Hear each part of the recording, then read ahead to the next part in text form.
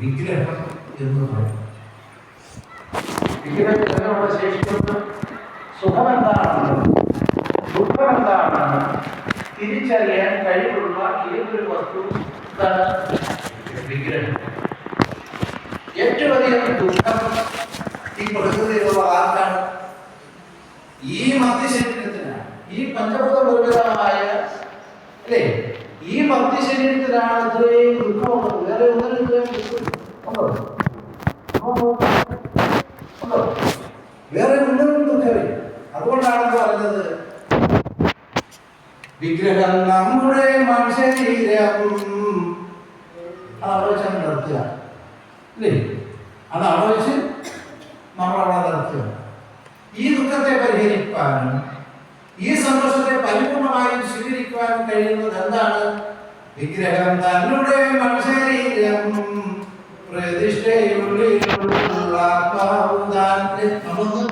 ചെറുതായിട്ട് മാറ്റി മാറ്റിയാണ് പറയുന്നത്. എന്തുകൊണ്ടാണ് അങ്ങനെ പറയുന്നത്? ഈ ആത്മാവിന് ഒരു ദുഃഖം ഉണ്ടെന്ന് ഭഗവാൻ പറഞ്ഞിട്ടുണ്ട് അല്ലേ അല്ലേ? പക്ഷെ അതിന്റെ ഘടകം നമ്മളൊന്നെടുത്ത് നോക്കിക്കേ. എന്തല്ല? പഞ്ചഭൂതമല്ല. ആണോ? ആണോ? അല്ല. പഞ്ചഭൂതമായ നമ്മുടെ ഈ ശരീരത്തിന് എന്തിനുള്ള ശേഷിയുണ്ട്? എല്ലാം കണ്ടും കേട്ടും അറിഞ്ഞും മനസ്സിലാക്കാനുള്ള ശേഷിയുണ്ട്. സുഖദുഃഖങ്ങളാണ് പ്രധാനമായിട്ടും അല്ലേ? അങ്ങനെ നമുക്ക് തിരിക്കാം.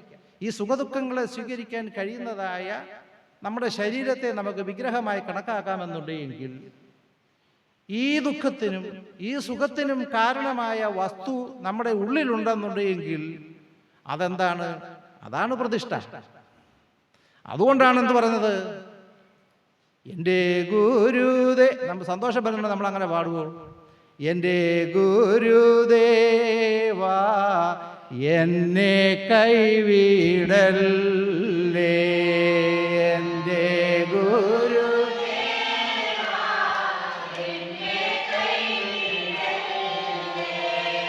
സന്തോഷിച്ചിരിക്കുന്ന നമ്മൾ അങ്ങനെ പാടുവോ? ഇല്ല. സന്തോഷിച്ചിരിക്കുന്ന നമ്മളത് കീർത്തിക്കത്തില്ല. നമ്മൾ വലിയ സങ്കടത്തോടു കൂടി വലിയ ഒരു ആപത്തിൽപ്പെട്ട് വലിയൊരു രോഗത്തിൽപ്പെട്ട് വലിയൊരു നമ്മുടെ കൺട്രോളിൽ അല്ലെങ്കിൽ നമ്മുടെ നിയന്ത്രണത്തിൽ നമ്മുടെ ധനം കൊണ്ടും നമ്മുടെ ഈ ലോകത്തെ സൗഭാഗ്യങ്ങൾ കൊണ്ടും നമുക്കതിനെ അങ്ങോട്ട് മുന്നോട്ട് തരണം ചെയ്ത് പോകാൻ പറ്റത്തില്ല എന്ന് കണ്ടു കഴിയുന്നതുകൊണ്ട് നമ്മൾ എന്ത് ചെയ്യുന്നു? ഈ ദുഃഖത്തെ പിടിച്ചെടുക്കാൻ കഴിയുന്നതായ, ഈ ക്ലേശത്തെ പിടിച്ചെടുക്കാൻ കഴിയുന്നതായ സർവേശ്വരനെ നമ്മൾ സ്വീകരിക്കും അല്ലേ? അപ്പോൾ ഈ ദുഃഖത്തിന് കാരണമായ എൻ്റെ ഈ മനുഷ്യശരീരം ഈ ദുഃഖത്തെ സ്വീകരിക്കാൻ കഴിയുന്ന ശക്തനായ പാദത്തിലേക്ക് നമ്മൾ വന്നിട്ട് നമ്മൾ എന്ത് കീർത്തിക്കും? എൻ്റെ ആരാധനമൂർത്തി എന്നെ കൈവിടല്ലേ. അപ്പോൾ നമ്മളാരല്ല? ഞാനായിട്ടിഹ ഒന്നില്ല, ഞാനെന്നുള്ളത് നീ ഒരുവനാണ്. മനസ്സിലായില്ലേ? അപ്പോൾ നമ്മൾ നോക്കുക, ഇങ്ങനെ വേണം, ഇങ്ങനെയാണ് ഇതിനെ നമ്മൾ മനസ്സിലാക്കി വരുന്നത്. അല്ലാതെ നമുക്ക് മനസ്സിലാക്കാനെ കൊണ്ട് നമുക്ക് വലിയ പാടാണ്. ശുഭാനന്ദനെ കണ്ടോ എന്ന് ചോദിച്ചു കഴിഞ്ഞാൽ നമുക്ക് പറയാൻ നമുക്ക് വലിയ പാടാണ്. പക്ഷെ ഞാൻ ഈ രൂപത്തിൽ പറയുന്നുണ്ടേ നമുക്കൊരു കാര്യം മനസ്സിലാകും. എൻ്റെ വിഗ്രഹമാകുന്ന ഈ മനുഷ്യശരീരം കൊണ്ട് ഈ മനുഷ്യശരീരത്തിനുള്ളിൽ പ്രതിഷ്ഠിച്ചിരിക്കുന്നതായ ശുഭാനന്ദ രൂപത്തെ കാണുവാൻ എനിക്ക് സാധിക്കുന്നു എന്ന് ഞാൻ ഈ പറഞ്ഞു തരുന്നതായ വഴികളിലൂടെ സഞ്ചരിക്കുന്നുണ്ടേ ആ രൂപത്തിൽ നമ്മുടെ മനസ്സിനെ വ്യവഹരിക്കുമ്പോൾ നമുക്കെന്ത് കാണാൻ സാധിക്കും? എൻ്റെ ആശ്വാസരൂപ എന്നെ കൈവിടല്ലേ, എൻ്റെ ആശ്വാസ.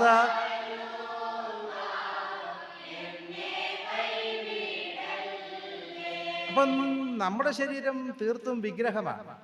അതുകൊണ്ടാണ് ഭഗവാൻ പറഞ്ഞത് വിഗ്രഹാരാധന പാടില്ല.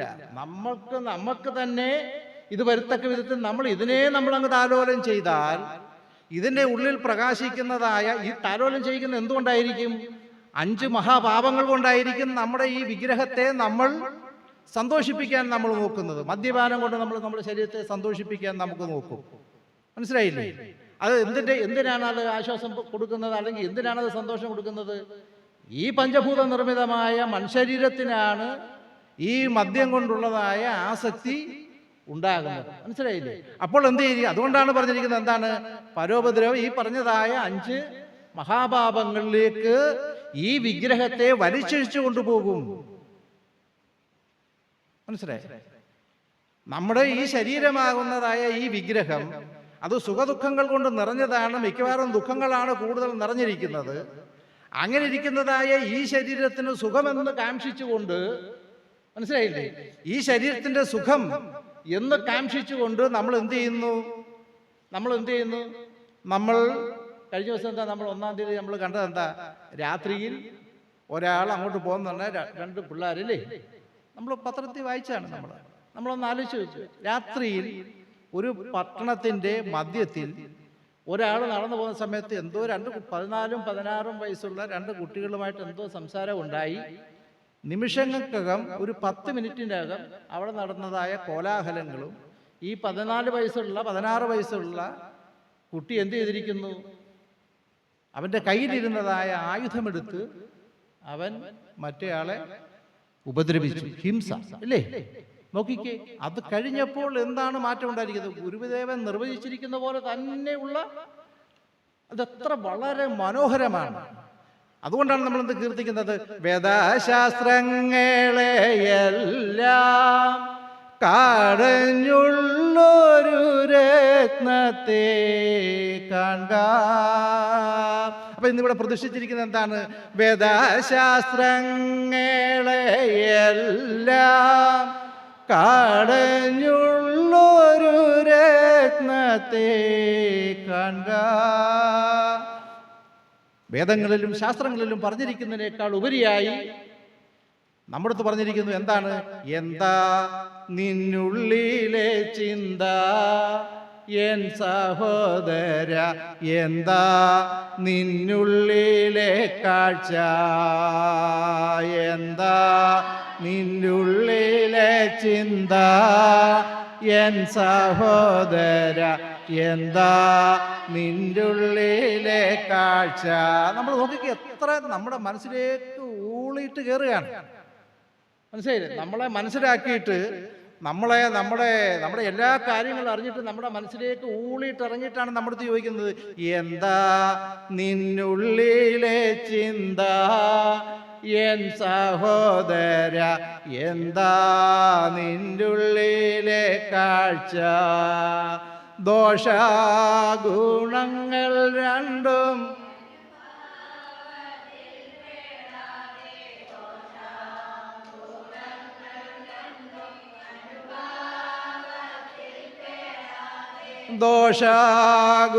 ദോഷഗുണമെങ്ങനെ തിരിച്ചറിഞ്ഞിടുന്നു നീ?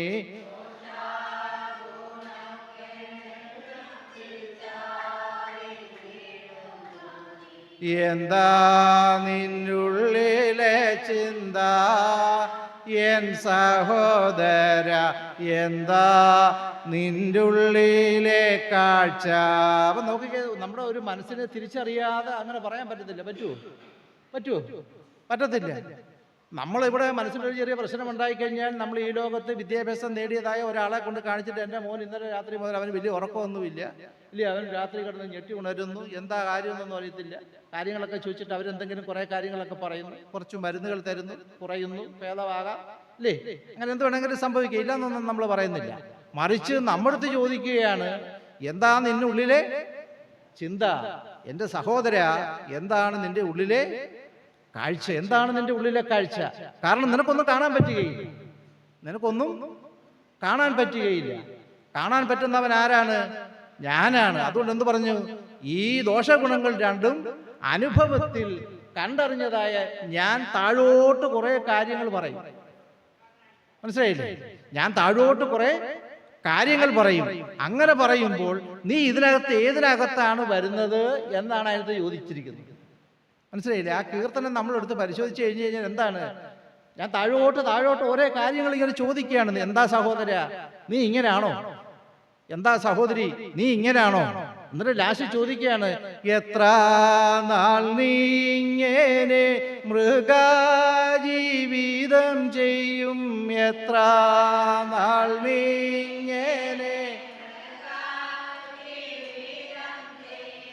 അറിവിൽ പൂർണ്ണനാകാതെ കർമ്മം പൂർത്തിയാക്കാതെ അറിവിൽ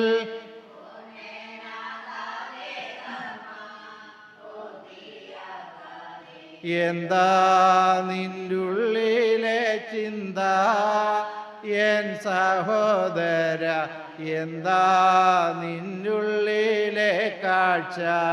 അപ്പോൾ നീ എത്ര നാൾ ഇങ്ങനെ മൃഗ ജീവിതം നീ ചെയ്യും, അല്ലേ? ഈ മൃഗജീവിതം നിന്നിൽ നിന്ന് മാറണമെന്നുണ്ടെങ്കിൽ നീ എന്തു വേണം? അറിവിൽ പൂർണ്ണനാകണം. ഈ അറിവിൽ പൂർണ്ണനാകുന്നതിന് വേണ്ടി നമ്മളിൽ സമ്പൂർണമാകുന്ന അറിവാകുന്ന സരസ്വതിയാകുന്ന വെറ്റിലയാണ് നമ്മൾക്ക് ആദ്യമേ തരുന്നത്. ആണോ? നോക്കി എങ്ങനെയാണ് ആ തത്വത്തെ ഉൾക്കൊണ്ട് നമ്മുടെ മനസ്സിലേക്ക് ഈ ആത്മബോധം എന്ന് പറയുന്നതായ കുട്ടിയെ ജനിപ്പിച്ചിരിക്കുന്നത് എന്ന് നമ്മൾ നോക്കുക. ആത്മബോധോദയം എന്നൊരു കുട്ടിയെ ജാതമാക്കി ലോകേ രക്ഷിക്കുന്നു. ആത്മബോധോദയം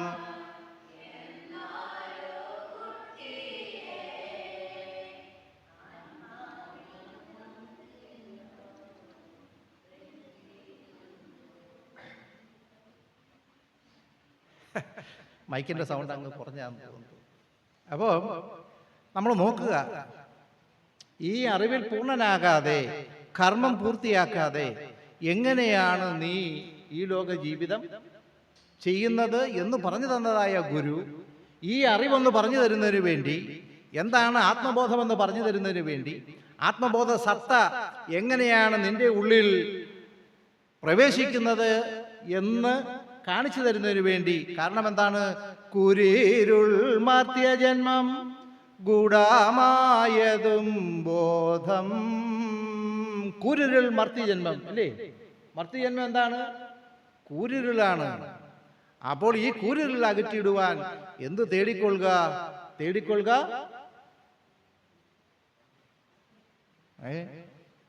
കുരിരുൾ മാർത്തിയ ജന്മം ഗൂഢമായതും ബോധം. കുരിരുളകറ്റുവാൻ തേടിക്കൊള്ളുക ആത്മബോധം. നോക്കി, അപ്പോൾ ഈ കൂരിരുളിനെ മാറ്റാൻ വേണ്ടി, കൂരിരുൾ എന്താണെന്ന് പറഞ്ഞു തന്നിട്ടുണ്ട്, ഇല്ലേ? ഇല്ലയോ? അറിയാമല്ലോ, അല്ലേ? കൂരിരുൾ എന്താണെന്ന് നമുക്ക് പറഞ്ഞു തന്നിട്ടുണ്ട്. അപ്പൊ ഈ കൂരിരുളിനെ മാറ്റണമെന്നുണ്ടെങ്കിൽ എന്ത് തേടണം? ആത്മബോധത്തെ തേടണം. ഈ ആത്മബോധത്തെ തേടണമെന്നുണ്ടെങ്കിൽ എന്ത് വരണം? ഈ പാദത്തിലേക്ക് വരണം. ആരാധിപ്പവരിവിടെ വരേണം, ആരാധി ഏകോപിക്കണമിവനുടെ അറിവിൽ.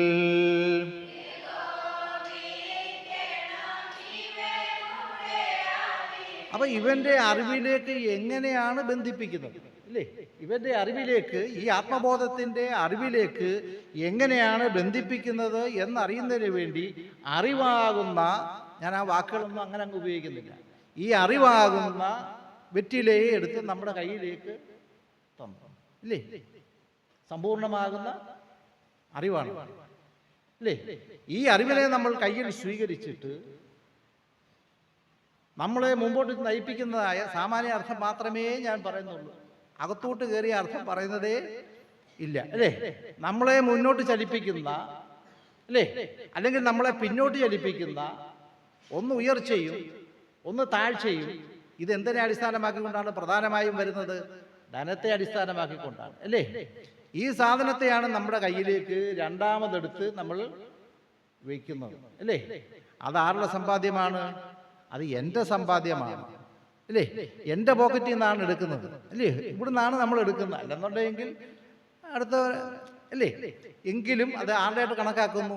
നമ്മുടേതായിട്ട് എടുത്തിട്ട് ആ പറയുന്നതായ ഈ അറിവിലേക്ക് ഈ ലോകധനമാകുന്ന ചക്രത്തെ സ്ഥാപിച്ച് അതിലേക്ക് എന്ത് ചെയ്യുന്നു?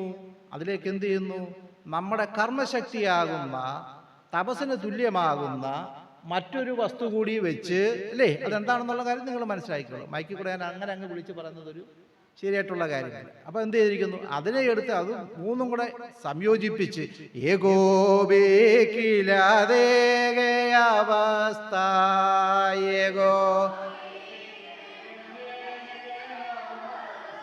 അപ്പൊ ഇത് മൂന്നും മൂന്നായിട്ട് വെച്ചിട്ട് പ്രത്യേകിച്ച് കാര്യമൊന്നും ഉണ്ടോ?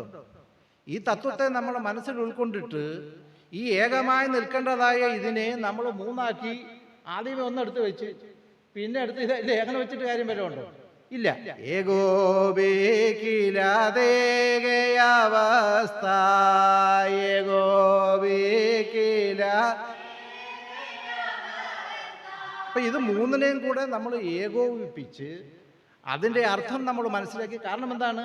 ഈ ആത്മബോധം എന്ന് പറയുന്നതായ ഈ പ്രകാശം ഇല്ലാത്തതായ ഒരാത്മാവിലേക്ക് ഈ ആത്മബോധത്തിൻ്റെ വെളിച്ചം പകർന്നു തരണമെന്നുണ്ടെങ്കിൽ ഇതിലൂടെയാണ്. വെളിച്ചത്തിലൂടെ പാർത്താൽ സ്വരൂപവും താൻ വെളി.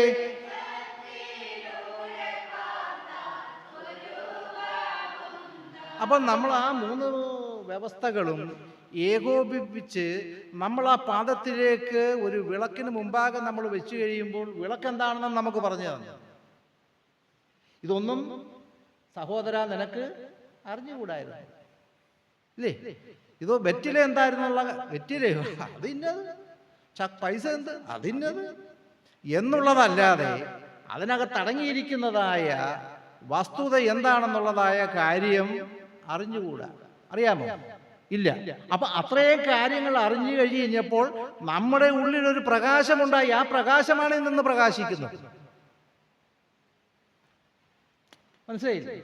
അപ്പൊ നമ്മുടെ ഉള്ളിലുള്ള കൂരിൽ കുറച്ചില്ലേ ഒരു മിന്നാമിനിങ്ങിന്റെ പ്രകാശം പോലൊന്ന് പ്രകാശിച്ചു. അപ്പൊ വെറ്റില എന്താണെന്ന് മനസ്സിലായി, ചക്രം എന്താണെന്ന് മനസ്സിലായി, മറ്റേതെന്താണെന്നുള്ള കാര്യം നമുക്ക് മനസ്സിലായി. അതിനകത്തൂടെ നോക്കിക്കഴിഞ്ഞാൽ പ്രകാശം നമ്മൾ കണ്ടു. ആ പ്രകാശത്തിലൂടെ നമ്മൾ നോക്കിയപ്പോഴത്തേക്കിനാണ് ലോകസൃഷ്ടിക്കപ്പുറമായി നിലവിൽ നിന്നാത്മബോധം ലോകസൃഷ്ടി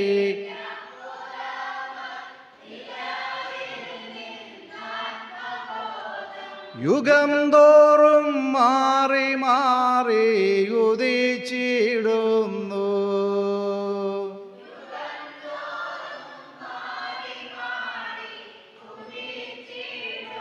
അപ്പൊ ആദ്യമേ പറഞ്ഞതായ ആ മൂന്ന് വ്യവസ്ഥകളിലൂടെ നമ്മൾ ഏകോപിപ്പിച്ച് കഴിഞ്ഞപ്പോൾ നമ്മുടെ ഉള്ളിൽ ഒരു പ്രകാശമായി കണ്ടു. ആ പ്രകാശമാണ് ഈ നിലവിളക്കെന്ന് പറയുന്നത്. മനസ്സിലായി? അതിനകത്തൂടെ നമ്മൾ അപ്പുറത്തേക്ക് നമ്മൾ നോക്കേണ്ടത് എന്ത് ചെയ്തു? അത് ഇന്നതാണെന്ന് നമ്മൾ പഠിച്ചു, അല്ലേ? അതെന്താണ്? അത് സാക്ഷാൽ ദൈവ തത്വമാണ്. അപ്പോൾ ഇന്നിവിടെ പ്രതിഷ്ഠിച്ചിരിക്കുന്നത് ആരാണ്? സാക്ഷാൽ ജഗദീശ്വരനെയാണ്. സംശയമുണ്ടോ ആർക്കും? അതുകൊണ്ട് പറഞ്ഞ എന്താണ്? ആരാധിപ്പവരിവിടെ വരേണം.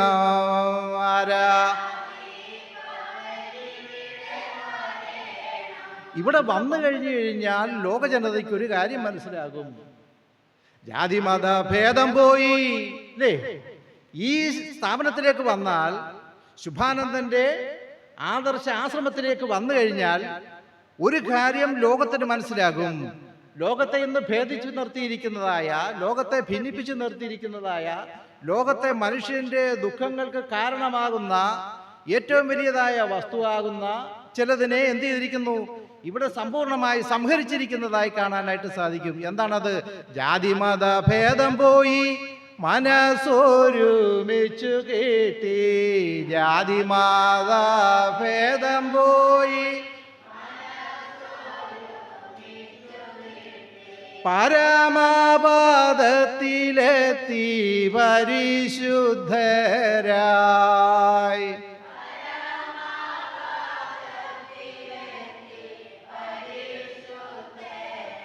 അപ്പോൾ ഇങ്ങനെയുള്ളതായ ഈ ഒരു സ്ഥാപനത്തിലേക്ക്, ശുഭാനന്ദ സ്ഥാപനത്തിലേക്ക്, ആശ്രമത്തിലേക്ക് കടന്നു വന്നു കഴിഞ്ഞാൽ ഒരു കാര്യം മനസ്സിലാകും. എന്തു മാറുന്നു?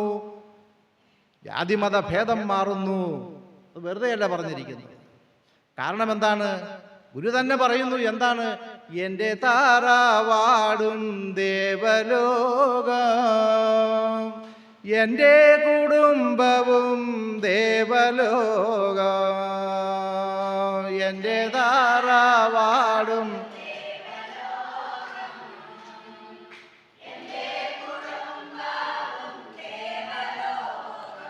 അപ്പോൾ ഈ വിളക്ക് കഴിഞ്ഞ് അപ്പുറത്തേക്ക് ഇരിക്കുന്നതാണ് തൻ്റെ ദേവലോകം എന്ന് പറയുന്നത്. മനസ്സിലായില്ലേ? അതിന് ഇപ്പുറത്തുള്ള നമ്മൾ കൊണ്ടുവച്ചത് അല്ലേ? അപ്പുറത്തിരിക്കുന്നത് വേറൊരു വ്യവസ്ഥയാണ്. അത് സ്ഥാപിച്ചു കഴിഞ്ഞാൽ അത് സ്ഥിരമാണ് അല്ലേ? അത് സ്ഥാപിച്ചു കഴിഞ്ഞാൽ സ്ഥിരമാണ്. ആർക്കും അത് ഇളക്കി മാറ്റാൻ പറ്റുകയില്ല, ആർക്കും അതിനെ ഊതിക്കെടുത്താനായിട്ട് പറ്റുകയില്ല, ഒന്നും പറ്റുകയില്ല. കെടുത്തിയാലും അത് അവിടെ നിന്ന് പ്രകാശിച്ചുകൊണ്ടേയിരിക്കും. നമ്മളത് കാണത്തില്ലെന്നുള്ളതേ അല്ലേ? കാരണം എന്താണ്? ഇത് സ്വയം പ്രകാശമാണ് അല്ലേ? ഇത് സ്വയം പ്രകാശമാണ്. അപ്പോൾ എന്ത് ചെയ്തിരിക്കുന്നു? നമ്മൾ ഈ പറഞ്ഞതുപോലെ ഗുരുദേവൻ നമ്മുടെ അടുത്ത് പറയുന്നു, എൻ്റെ താറാവാടും ദേവലോകം. ഞാൻ ഉൾപ്പെടെ വരുന്നതായ എല്ലാം എന്താണ്? ദേവലോകമാണ് അല്ലേ? എൻ്റെ താറാവാടും ദേവലോകം. എൻ്റെ തറവാട് ദേവലോകമാണ്. എൻ്റെ തറവാട് എന്താണ്? എന്നൂടെ ജന്മാമെൻ ദൈവത്തിലാകുന്നു.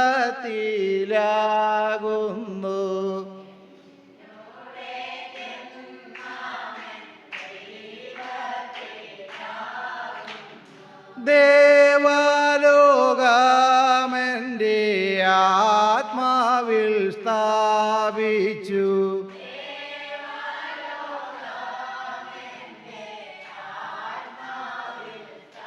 മനസ്സിലായില്ലേ? അപ്പൊ ഇത്രയും പറഞ്ഞതായ ഈ ഭാഗമാണ് എന്തെന്ന് പറയുന്നത്?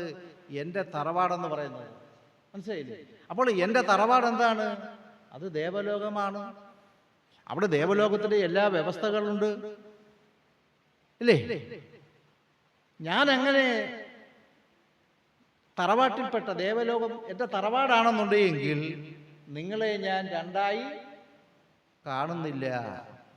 നിങ്ങളെ ഞാൻ രണ്ടായി കാണുന്നില്ല എന്ന് പറയുന്നു. തൊട്ടടുത്ത് തന്നെ പറയുന്നു എന്താണ്? എൻ്റെ തറവാടും ദേവലോകം, എൻ്റെ കുടുംബവും ദേവലോകം, എൻ്റെ തറവാടും.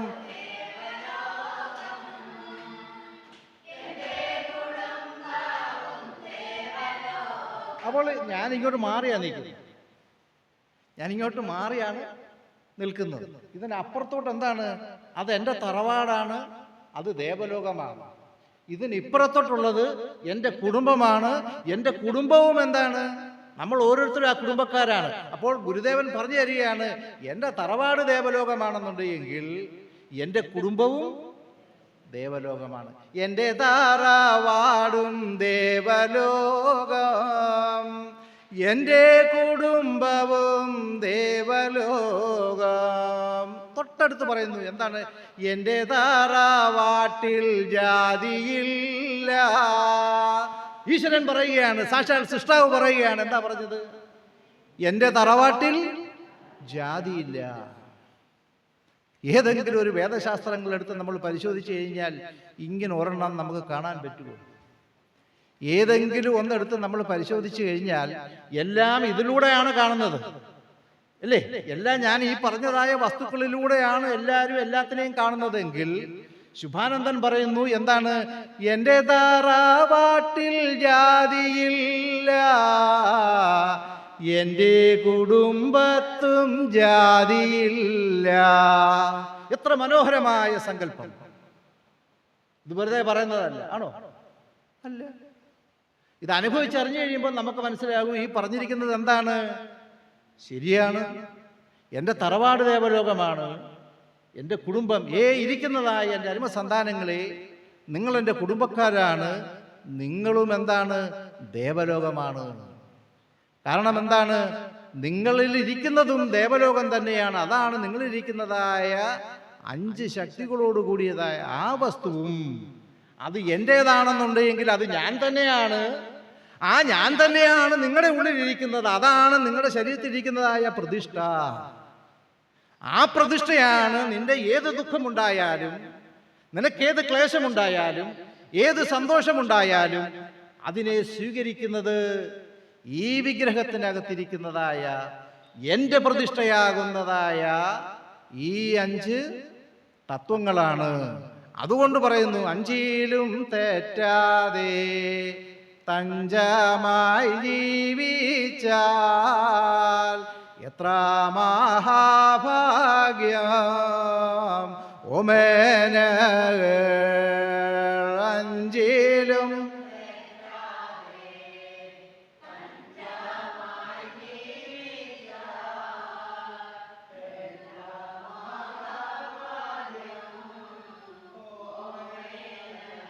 അപ്പം നമ്മൾ നോക്കുക, അങ്ങനെ നമ്മളങ്ങ് നോക്കുക അല്ലേ.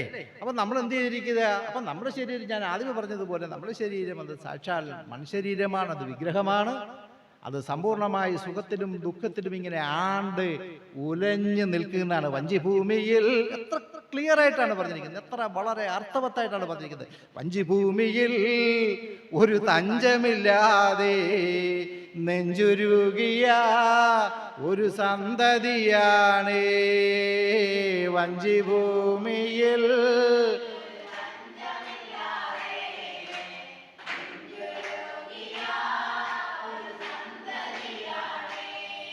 മായയെ കണ്ടാടാത്തത്, ദുഃഖങ്ങൾ കണ്ടാൽ ആടാത്തത്, ഏത് വലിയ രോഗങ്ങൾ കണ്ടാലും ആടാത്തത്, മരണം വന്നാൽ പോലും ആടാത്തതായ ഒന്നിന് മുമ്പിൽ നിന്നുകൊണ്ടാണ് നമ്മൾ പറയുന്നത്. എന്താണ് നമ്മൾ വൈകിട്ട് നമ്മൾ കീർത്തിക്കുന്നത്? എന്താണ്? ദേവ ഗുരുവേ, ഭഗവാനെ ആനന്ദ സൽഗുരുവേ, ഇന്നീ ഭവനമതിൽ എഴുന്നള്ളി വന്നിടേണം ഗുരുവേ. ആരാണ് ഇത്ര വളരെ മനോഹരമായി ഒരു ഈശ്വരനെ നമ്മുടെ ഭവനത്തേക്ക് നമ്മൾ ആനയിക്കുകയാണ് അല്ലേ? അല്ലേ? ആണോ? അല്ലേ? അതിന് വേണ്ട ചടങ്ങുകളെല്ലാം നമ്മൾ കാലേ കൂട്ടി നമ്മൾ ചെയ്തൊരുക്കി വെച്ചിരിക്കുന്നു. ചെയ്തൊരുക്കി വെച്ചിരുന്ന് കഴിഞ്ഞപ്പോൾ ഗുരു ഇങ്ങനെ നോക്കുകയാണ്. എന്താണ്? വഴിയൊരുക്കു. വഴിയില്ലാതെ പറ്റത്തില്ല. ഇത് നമ്മൾ ഇത്രയും പണം അവിടെ നിങ്ങളുടെ സ്റ്റെപ്പില്ലെങ്കിൽ ഇങ്ങോട്ട് കയറാൻ പറ്റത്തില്ല. പറ്റുമോ? ആർക്കാന്ന് പറഞ്ഞാലും കയറാൻ പറ്റുകയില്ല. പറ്റുമോ? പറ്റുകയില്ല. അപ്പൊ എന്ത് വേണം? നോക്കിക്കേ, അവിടെ നിന്ന് ഇങ്ങോട്ട് നമുക്ക് കയറി വരണമെന്നുണ്ടെങ്കിൽ എന്തുണ്ട്? ഒരു വഴിയുണ്ട് എന്ന് പറയുന്നത് പോലെ ഒരു ആത്മബോധ കുടുംബത്തിന് എന്തുണ്ട്? ഒരു വഴിയുണ്ട്. നമ്മൾ ഈ ഭൂമി കൂടെ ഉള്ള വഴിയെ പറ്റിയല്ല ഞാൻ പറഞ്ഞത്. അതുകൊണ്ട് ഇല്ല എന്നുള്ളതല്ല നമ്മൾ പറയുന്നത്. എന്താണ്? ഒരു വഴിയുണ്ട്. അതുകൊണ്ട് ഗുരു പറയുന്നു എന്താണ്? വഴിയൊരുക്കൂ, നിങ്ങൾ വഴിയൊരുക്കൂ, എനിക്കു നിങ്ങൾ വഴിയൊരുക്കൂ, വഴിയൊരുക്കൂ, നിങ്ങൾ വഴിയൊരുക്കൂ, എനിക്കു നിങ്ങൾ വഴിയൊരുക്കൂ.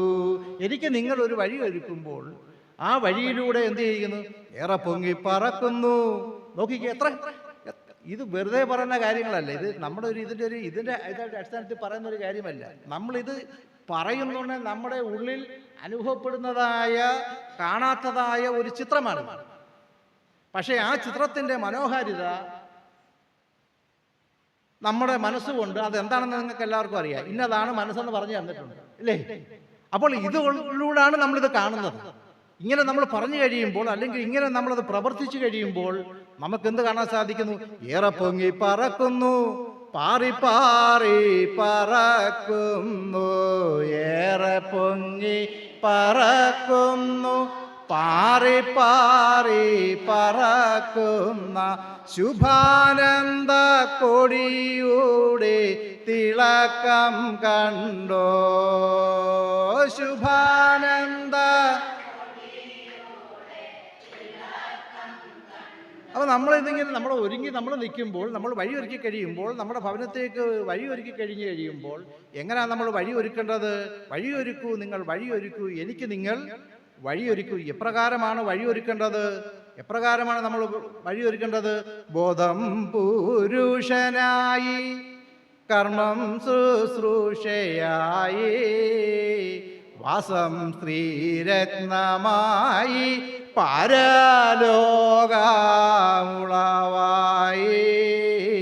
അല്ലേ?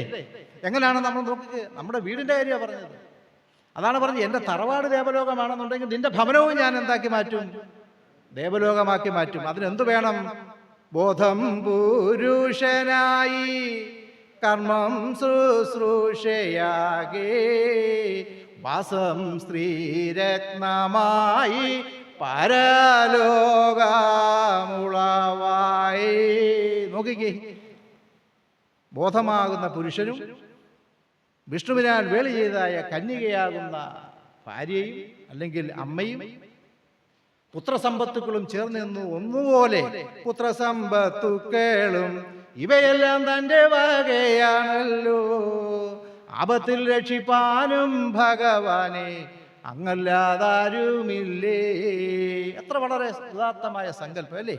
ആ സങ്കല്പത്തിലൂടെ നമ്മൾ എന്ത് ചെയ്തിരിക്കുന്നു? നമ്മുടെ ഈ ദുഃഖങ്ങളെയും ക്ലേശങ്ങളെയും വഹിക്കുന്നതായ ഈ മർത്യ ശരീരത്തെ അവൻ്റെ ദുഃഖങ്ങളും ക്ലേശങ്ങളും മാറ്റുന്നതായ സമ്പൂർണമാകുന്ന പ്രതിഷ്ഠ കൊണ്ട് ഇന്ന് ഈ ക്ഷേത്രം എന്ത് ചെയ്തിരിക്കുന്നു? നിറഞ്ഞു നിൽക്കുകയാണ്. പരമഗുരുവരാ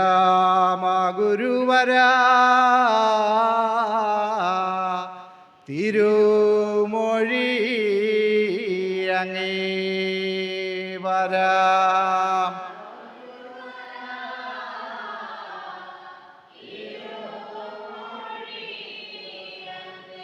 കര കണ്ടിടാതെ കവിഞ്ഞു നിൽക്കുന്നേ.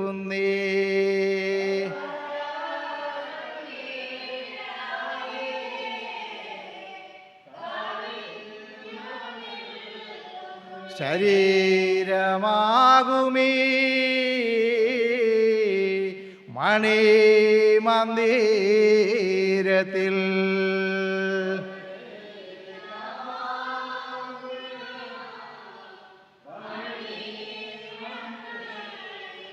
വിളങ്ങുന്നേ ഗുരു തിളങ്ങി വാഴുന്നേ.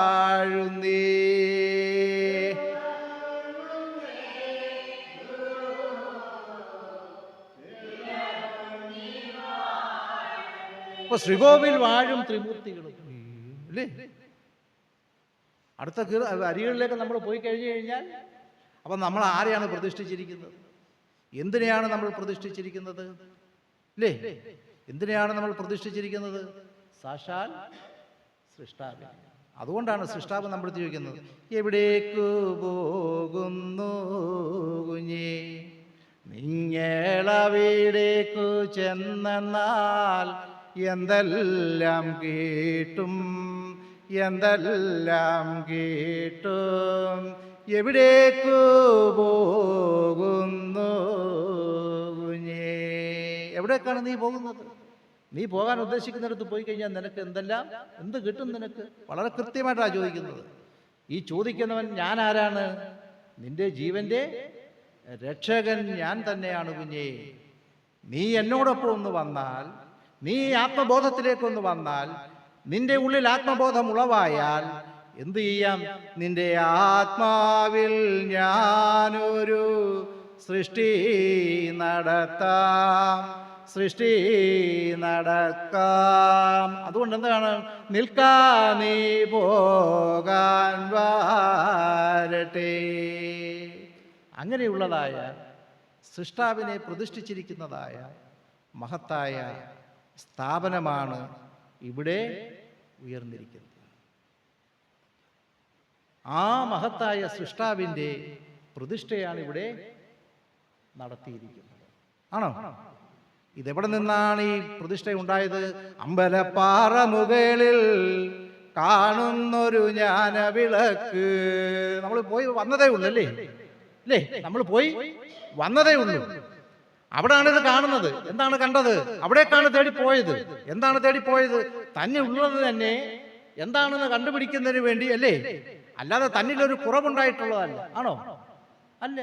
ഇവിടെ ഒരു ആശ്രമമാണെന്ന് പറഞ്ഞാൽ ഞാൻ ഇങ്ങോട്ട് വരുന്ന വഴിക്ക് എവിടാണെന്നുള്ള കാര്യം എനിക്ക് അത്ര വലിയ, ഞാനിതുവരെ ഈ റോഡിലൂടെ മെയിൻ റോഡിലൂടെ പോയിട്ടുണ്ട്.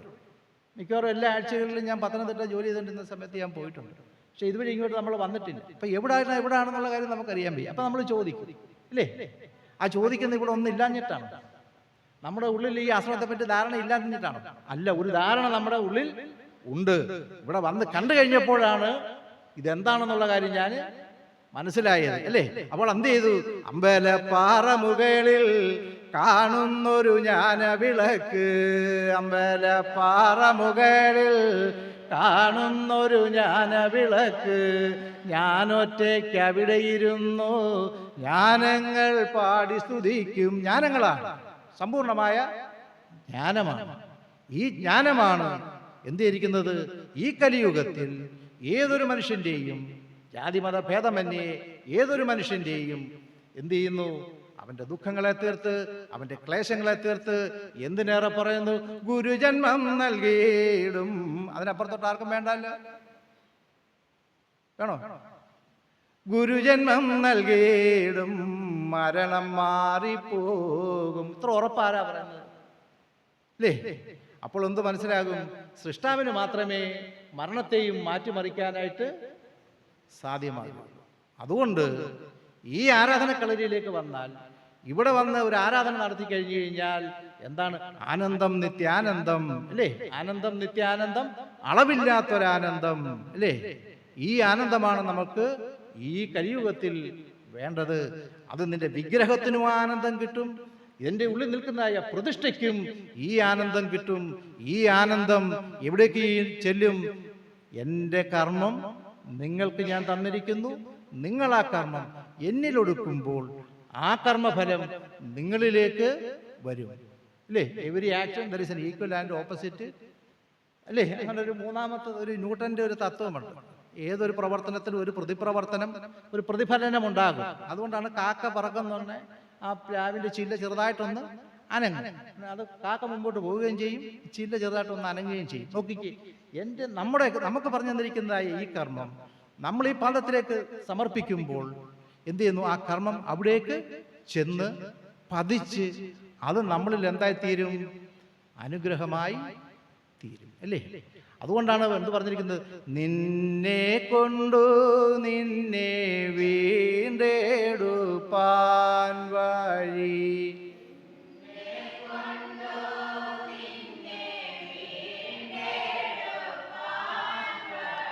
നീ ഒഴിച്ചു നിനക്കാരുമില്ലെന്നോർക്ക.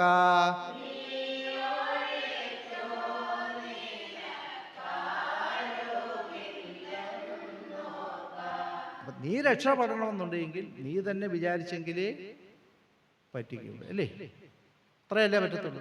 അല്ലാതെ വേറൊരാൾക്ക് വലിയ പാടാണ്, മനസ്സിലായില്ലേ? അത് മാത്രമേ ഇതിനകത്തൊരു പാടായിട്ടുള്ളൊരു കാര്യമുള്ളൂ. അല്ല, ബാക്കിയെല്ലാം എന്താണ്? ഇത്ര ലളിതമായ ഒരു ജീവിത രീതി.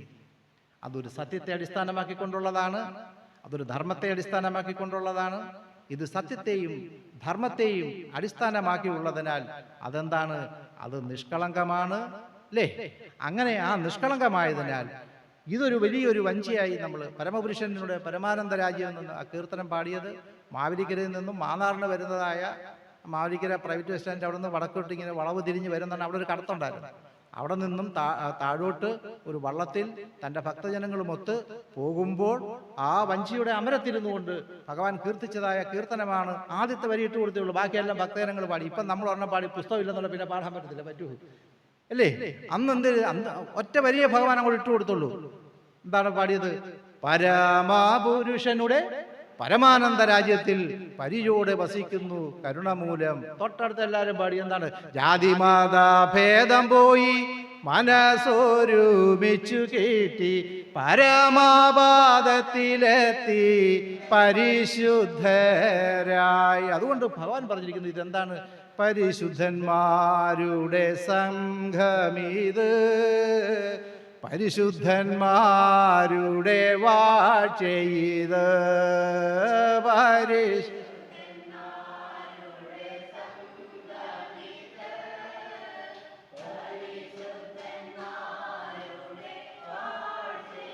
അപ്പൊ ഈ പരിശുദ്ധന്മാരുടെ ഈ വാഴ്ച നിങ്ങൾക്കിനിയും തുടർന്ന് അങ്ങോട്ട് എല്ലാ ആശ്വാസത്തിന്റെ ദിനത്തിൽ ഇല്ലേ, മഹത്വഭാഗ്യം സ്വസ്ഥതയുടെ ദിനത്തിൽ മൂന്നാമത്തെ ദിവസം അല്ലേ, നാല് നാൾ ആചാരം ചെയ്യുക, പിന്നെ 3 നാൾ വിശുദ്ധി വ്രതത്തോടു കൂടി നിങ്ങൾ ഇവിടെ വന്നു കഴിഞ്ഞു കഴിഞ്ഞാൽ ആരാധിച്ച് ആനന്ദിക്കുന്ന ഒരു പ്രതിഷ്ഠയെ ഇന്നിവിടെ സംഘത്തിന്റെ ധർമ്മകർത്താവ് പ്രതിഷ്ഠിച്ചിരിക്കും. ധർമ്മകർത്താവല്ല, അതാ ധർമ്മ അതാർക്കും അറിയത്തില്ലേ. അതാണ് അതിനകത്തെ പ്രത്യേകത. ഭഗവാൻ ഗുരുദേവൻ 1107 സംഘം രജിസ്റ്റർ ചെയ്യുമ്പോൾ സംഘത്തിന് ഒരു ധർമ്മകർത്താവും സംഘത്തിന് ഒരു കർമ്മകർത്താവും ഇവർ പറയുന്നതനുസരിച്ച് പ്രവർത്തിക്കുന്ന ഒരു സംഘം ജനറൽ സെക്രട്ടറിയും അതിനകത്ത് പറഞ്ഞിട്ടുണ്ട്. അപ്പം നമ്മൾ നോക്കിക്കേ, ഇത്ര മനോഹരമായിട്ടാണ് ഈ ആദർശത്തെ വിഭാവന ചെയ്ത് ഈ ലോകത്ത് പ്രദാനം ചെയ്തിരിക്കുന്നത്. ആയതുകൊണ്ട് നിങ്ങൾക്ക് ഓരോരുത്തർക്കും ഈ 4 നാളാചാരം ചെയ്യുക, പിന്നെ വിശുദ്ധി വ്രതത്തോടുകൂടി 3 ദിവസത്തെ ജീവിതം കഴിച്ച് നിങ്ങൾ ഇവിടെ വന്നു കഴിഞ്ഞു കഴിഞ്ഞാൽ എന്താണ് ആരാധിക്കുക, അല്ലേ? അങ്ങനെ ആരാധിച്ച് ഉള്ളതായ ആനന്ദം നിങ്ങൾ അനുഭവമാക്കി കഴിയുമ്പോൾ ഈ ദുഃഖങ്ങൾ കൊണ്ട് നിറഞ്ഞതായ ഈ ശരീരത്തിന്, അല്ലേ, സങ്കടങ്ങൾ കൊണ്ട് നിറഞ്ഞതായ ഈ ശരീരത്തിന്, രോഗം കൊണ്ട് അവശമായ ഈ ശരീരത്തിന് എന്തുണ്ടാകുന്നു? ഉള്ളിൽ നിൽക്കുന്നതായ പ്രതിഷ്ഠ നമ്മുടെ കർമ്മം കൊണ്ട് അത് പ്രകീർത്തിക്കപ്പെട്ട് അല്ലെങ്കിൽ പ്രകീർണനമുണ്ടായി അല്ലെങ്കിൽ അത് പ്രശോഭിപ്പിച്ച് എന്ത് ചെയ്യുന്നു? നരകത്തിൻ്റെ വ്യവസ്ഥയാകുന്ന ഈ 5 തത്വങ്ങൾ കൊണ്ടുണ്ടായിരിക്കുന്ന നമ്മുടെ ഈ ശരീരവും ഉള്ളിൽ നിൽക്കുന്നതായ ആത്മാവ് പോലെ തന്നെ എന്ത് ചെയ്യുന്നു? അതിൻ്റെ പ്രകാശം കൊണ്ട് ഈ പഞ്ചഭൂതമാകുന്ന മൺശരീരവും പ്രകാശിച്ച് ഒന്നുപോലെ നിൽക്കുമ്പോൾ എന്ത് ചെയ്തിരിക്കുന്നു? നമ്മൾക്ക് ഈശ്വരനെ പോലെ തന്നെ. അതുകൊണ്ടാണ് ഇങ്ങനായി വന്നെന്നുള്ള കാര്യം പറയുന്നുണ്ട്. നമ്മൾ നോക്കിക്ക് എത്ര കൃത്യമായിട്ടാണ് പറഞ്ഞു തന്നിരിക്കുന്നത്, മനസ്സിലായില്ലേ? ആ തലത്തിലേക്ക് ഉയരുവാൻ നമ്മുടെ മനസ്സിൽ എന്തുണ്ടാകണം? പരസ്പരം ഒരു ബന്ധം ഉണ്ടാകണം. വേണ്ടേ? പരസ്പരം ഒരു ബന്ധമുണ്ടാകണം. ഈ പരസ്പരം അന്യോന്യം ആത്മാക്കൾ തമ്മിലുള്ളതായ പരസ്പര ഈ ബന്ധം, ഈ സ്നേഹമത്രേ നിത്യം കിടാവിളക്കായിട്ടുള്ള ആത്മബോധമെന്ന് പറയുന്നത്. എല്ലാ മതങ്ങളിലും ആത്മബോധം അടങ്ങിയിരിക്കുന്നു. ആത്മബോധമില്ലാത്ത ഒരു മതങ്ങളും ഇല്ല. പക്ഷേ ഈ മനുഷ്യ മനസ്സുകളെ തമ്മിൽ ബന്ധിപ്പിക്കണമെന്നുണ്ടെങ്കിൽ എന്താണ് ഒരു ഘടകമായി വേണ്ടത്? ആത്മബോധം ഉണ്ടാകണം. അപ്പൊ ആത്മബോധമുളവായി ഉത്തമ ജീവിതം ചെയ്താൽ സൽഗതിക്കുള്ളതായ വഴികൾ നമ്മൾക്ക് കിട്ടും. ഈ സൽഗതിക്കുള്ളതായ വഴിയാണ് ഇന്നിവിടെ. സൽഗതിക്കുള്ള വഴി തുറന്നു കിട്ടി. അപ്പൊ ഈ തത്വം, ഈ പ്ലാൻ ഭഗവാൻ ആരിലാണ് ഉറപ്പിച്ചിരിക്കുന്നത്? പരമാത്മാവിധത്തിൽ അടിസ്ഥാനപ്പെടുത്തുന്നു. ആരിലാണ് അടിസ്ഥാനപ്പെടുത്തിയിരിക്കുന്നത്? ആശ്വാസസ്ഥലം നിങ്ങൾക്ക് ഏതാണെന്നറിയാമോ എന്നുള്ള കീർത്തനത്തിനകത്ത് വളരെ ഭഗവാൻ പാടിയതായ കീർത്തനമാണ്. ആശ്വാസസ്ഥലം നിങ്ങൾക്ക് ഏതാണെന്നറിയാമോ? അന്ധത മാറ്റി ലോകത്തെ രക്ഷിച്ചതാരാണ്? ആ ആശ്രമത്തിനകത്തേക്ക് കയറണമെന്നുണ്ടെങ്കിൽ ആദ്യത്തെ യോഗ്യത എന്താണെന്നുള്ള കാര്യം പറയുന്നുണ്ടല്ലേ? എന്താണ് എന്ന് പറയാം? ഒരു ജാതി, ഒരു മതം, ഒരു ദൈവമെന്ന തത്വം.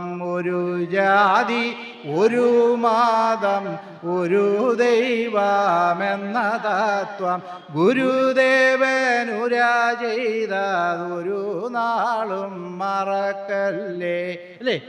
അപ്പൊ അതിനകത്തോട്ട് കയറണമെന്നുണ്ടെങ്കിൽ നമ്മുടെ ഉള്ളിൽ എന്താണ് കയറി വരുന്നുള്ള ഞാൻ നോക്കും. ഞാൻ നിന്റെ അടുത്ത് നേരത്തെ ചോദിച്ചതാണ്, എന്താ നിന്റെ ഉള്ളിലെ ചിന്ത എൻ്റെ സഹോദര, അല്ലേ? നീ ഇത് വെച്ചുകൊണ്ടാണ് ഇങ്ങോട്ടേക്ക് വരുന്നുണ്ടെങ്കിൽ അയോഗ്യതയായി, മനസ്സിലായി?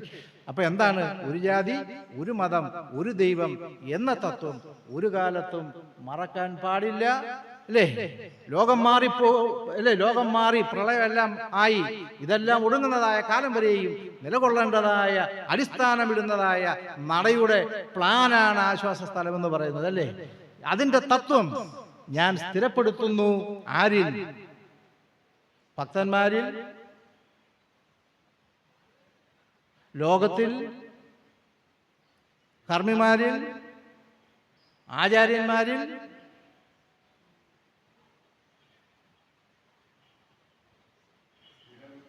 സ്ഥിരബുദ്ധിയുടെ. എന്താ അങ്ങനെ ഒരു വാക്ക് ഉപയോഗിച്ചത്?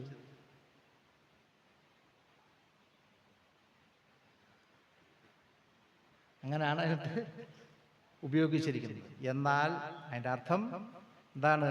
ഈ തത്വപ്രമാണത്തിൽ അടിസ്ഥാനപ്പെടുത്തുന്ന ഒരാൾക്ക് മാത്രമേ, അല്ലേ? നമ്മളൊന്ന് ആലോചിച്ച് നോക്കി. എത്ര ഇത് ഞാൻ ലോകം മാറിപ്പോകുവോളം, അല്ലേ, തിരുനാമം മറക്കാതെ ഇരിപ്പാനായി, അല്ലേ, ഉദിച്ചു വന്നതായ ഈ തത്വം ഞാൻ സ്ഥിരപ്പെടുത്തുന്നു. ആരിൽ? സ്ഥിരബുദ്ധികളിൽ. അങ്ങനെ നമ്മുടെ ഈ പ്രദേശത്ത് ആദർശത്തിൻ്റെ മഹത്തായ ഒരു സ്ഥാപനം ഉയർന്നു വന്നിരിക്കുന്നു. ഇതൊരാദർശ സ്ഥാപനമാണ്, ആദർശ പുരുഷന്റെ ആശ്രമമാണ്. നമ്മൾ ഉത്തമമായ ആദർശപരമായിട്ടുള്ള ജീവിതം നമ്മൾ ചെയ്താൽ തീർച്ചയായിട്ടും ഈ സ്ഥാപനം നാൾക്കുനാൾ ഉയർന്നു വരും. ഇവിടെ കടന്നു വരുന്നതായ രക്ഷകനെ തേടി വരുന്നതായ സന്താനങ്ങളുടെ എണ്ണം കൂടിക്കൂടി വരും, അല്ലേ? അതുകൊണ്ട് ഈ ലോകത്തിന് ശാന്തി പ്രദാനം ചെയ്യുന്നതായ, ഈ പ്രദേശത്തിന് ശാന്തി പ്രദാനം ചെയ്യുന്നതായ മഹത്തായ ഒരു സ്ഥാപനമായി, ഒരാശ്രമമായി ഈ ആശ്രമം വളരട്ടെ എന്നുകൂടി ആശംസിച്ചുകൊണ്ട് ഇത്രയും നേരം എന്നെ വളരെ ശ്രദ്ധയോട് ശ്രവിച്ചതായ നിങ്ങൾക്ക് ഓരോരുത്തർക്കും ഗുരുനാമത്തിലുള്ള നന്ദിയും സ്നേഹവും അറിയിക്കുന്നു. അതുപോലെ തന്നെ എന്നെ ഇന്നിവിടത്തേക്ക് ക്ഷണിക്കുകയും ഇവിടെ ഈ 2 വാക്ക് പറയുവാനുള്ളതായ 1 മണിക്കൂർ എടുത്തു. സമയം കൂടിയോ ഇല്ലയോ എന്ന് എനിക്ക് അറിഞ്ഞുകൂടാ. അപ്പോൾ ഇത്രയും നേരം എന്നെ ശ്രമിച്ചതായ നിങ്ങൾക്ക് ഓരോരുത്തർക്കും ഗുരുനാമത്തിലുള്ളതായ നന്ദി അറിയിച്ചുകൊണ്ട് ഈ സ്ഥാപനത്തിന് എല്ലാവിധമാകുന്ന നന്മയും കരുണയും ജഗദീശ്വരൻ പ്രദാനം ചെയ്യട്ടെ. ശുഭാനന്ദമാത്മാവിൽ ദിനം തോറും വാഴട്ടെ, ശുഭാനന്ദമാത്മാവിൽ ദിനം തോറും വാഴട്ടെ, ഭേദബുദ്ധി മാറട്ടെ, ആത്മലോകം വാഴട്ടെ, ഭേദബുദ്ധി മാറട്ടെ, ആത്മബോധം വാഴട്ടെ. ഇത്രയും പറഞ്ഞുകൊണ്ട് ഞാൻ എൻ്റെ വാക്ക് ഗുരുപാദത്തിൽ നിർത്തുകയാണ്. എന്തെങ്കിലും നാവിൽ നിന്നും എന്തെങ്കിലും ആവശ്യമില്ലാത്തത് വന്നോ ഇല്ലയോ എന്നൊന്നും എനിക്ക് അറിഞ്ഞുകൂടാ. എങ്കിലും എന്നാൽ അറിയാവുന്ന തരത്തിൽ എൻ്റെ മനസ്സിൽ എനിക്ക് ഈ 60 വയസ്സിനിടയിൽ എനിക്ക് തോന്നുന്നു എൻ്റെ കുംഭമാസത്തിലാണ് എൻ്റെ ജനനം. ചിലപ്പോൾ ആ ഒരു വർഷത്തെ ജന്മനക്ഷത്രത്തിലായിരിക്കും ചിലപ്പോൾ പോകാതിരുന്നിട്ടുള്ളത്. ബാക്കി എല്ലാ ജന്മനക്ഷത്രങ്ങളിലും പോകുവാനും ഭഗവാന്റെ എല്ലാ സ്ഥാപനങ്ങളുമായി ബന്ധപ്പെടുവാനും അന്ന് മുതൽ കണ്ടും കേട്ടും അറിഞ്ഞതിൻ്റെ അടിസ്ഥാനത്തിൽ ആണ് ഞാൻ ഇത്രയും നേരം ഞാൻ ഈ പ്രഭാഷണം നടത്തിയത്. അതിനകത്ത് എന്തെങ്കിലും പോരായ്മകളോ കുറവുകളോ ഉണ്ടെന്നുണ്ടെങ്കിൽ ഗുരു സദയം ക്ഷമിക്കണം, നിങ്ങൾ ഓരോരുത്തരും ക്ഷമിക്കണം എന്നുള്ളതായ വാക്കുകളോടുകൂടി അടുത്ത വർഷം ഇതിനേക്കാൾ ഉപരിയായി എൻ്റെ വാർഷികം നടത്തുവാൻ ജഗദീശ്വരൻ അനുഗ്രഹിക്കട്ടെ എന്ന് പ്രാർത്ഥിച്ചുകൊണ്ട് എൻ്റെ വാക്കുകൾ ഗുരുപാദത്തിൽ സമർപ്പിക്കുകയാണ്.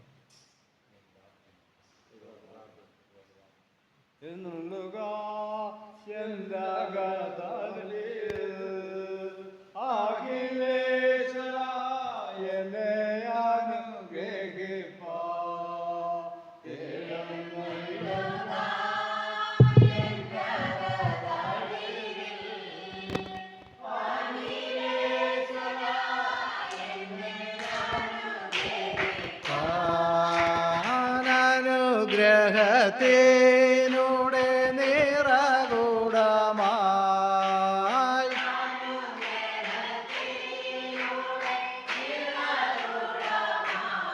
എൻ്റെ അകതളിൽ സദാ വസിച്ചിടണേ, എൻ്റെ അകതളിൽ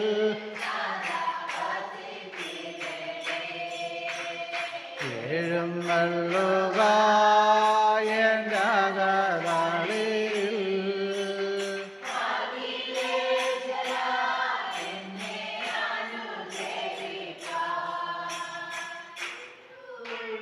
കനിഞ്ഞൊന്നു അനുഗ്രഹിച്ചാൽ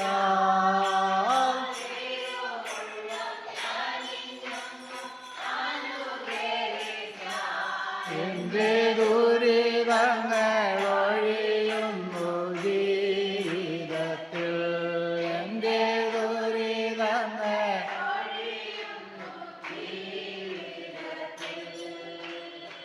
എഴുന്നള്ളുക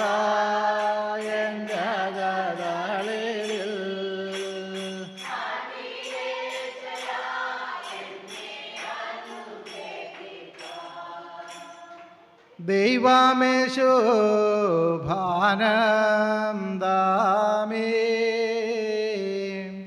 സർവലോക സൃഷ്ടിതാവേ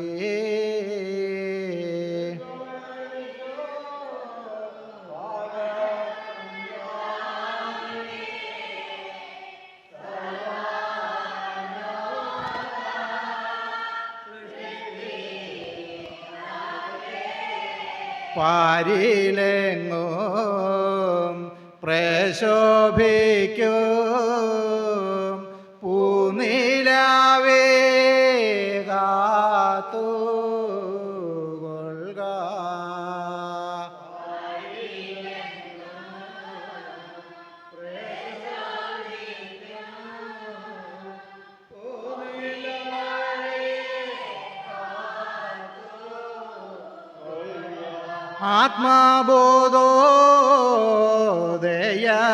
ആത്മബോധോദയത്തിൻ്റെ സനാതന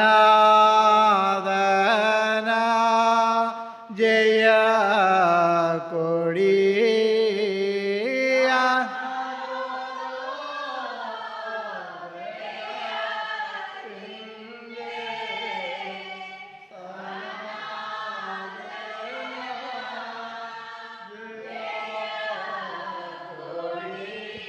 ലാലസിക്ക ശോഭിതമായി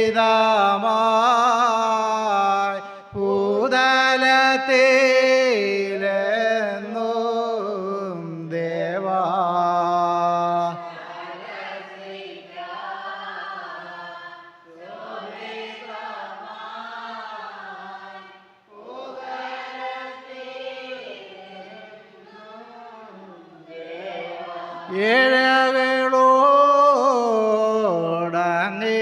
ഏഴകളോടങ്ങേക്കുള്ള അളവാറ്റ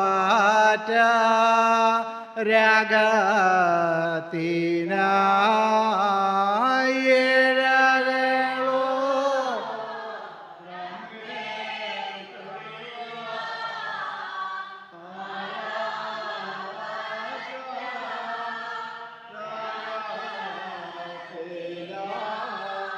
ഭക്തിയോടെ നന്ദി ചൊല്ലി പൊന്നുനാമം വാഴ്ത്തുന്നു ഞാൻ.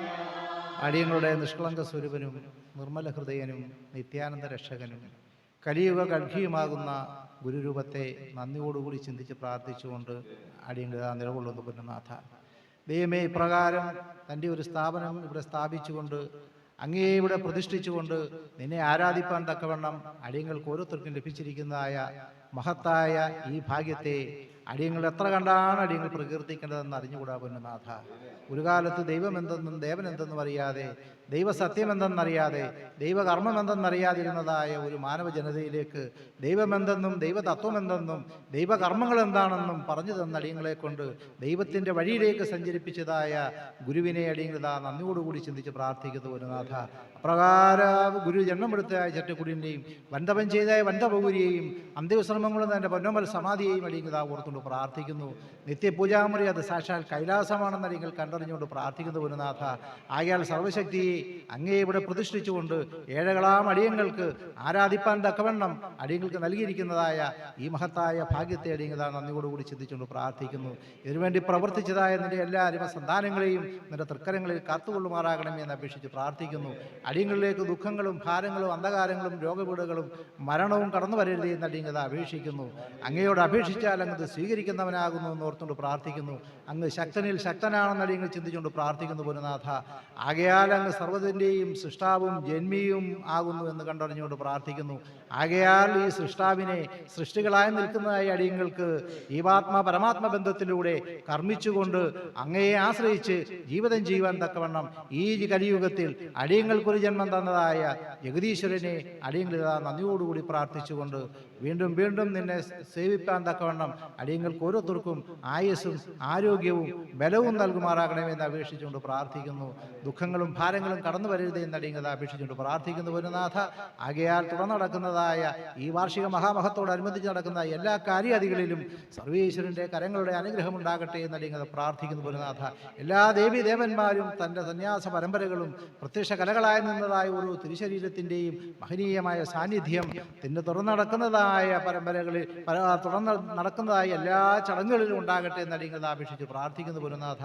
ശാന്തി ധനാർപ്പണം വരെയും ആ സർവേശ്വരൻ്റെ തിരുവിളയാട്ടം സദാസമയ സ്ഥാപനത്തിൽ ഉണ്ടാകട്ടെ എന്നടിയങ്ങത പ്രാർത്ഥിച്ചുകൊണ്ട് ഏവരെയും ഇവിടെ കൂടപ്പെട്ടിരിക്കുന്ന ഏവർക്ക് വേണ്ടി അടിയങ്ങത പ്രാർത്ഥിക്കുന്നു. ഈ നാടിനു വേണ്ടി പ്രാർത്ഥിക്കുന്നു, ലോകത്തിനു വേണ്ടി പ്രാർത്ഥിക്കുന്നു, ലോകശാന്തി സമാധാനത്തിനു വേണ്ടി പ്രാർത്ഥിച്ചുകൊണ്ട് എല്ലാ ദുഃഖങ്ങളും ഭാരങ്ങളും സങ്കടങ്ങളുമെല്ലാം ആ സർവേശ്വരൻ്റെ പാദത്തിൽ സമർപ്പിക്കുന്നു. കൃപയോട് കേൾക്കുമാറാകണം പുണ്യദൈവമേ. ഓം സർവേശ്വരായ നമഃ. ഓം സർവേശ്വരായ നമഃ. ഓം പരിശുദ്ധമുള്ള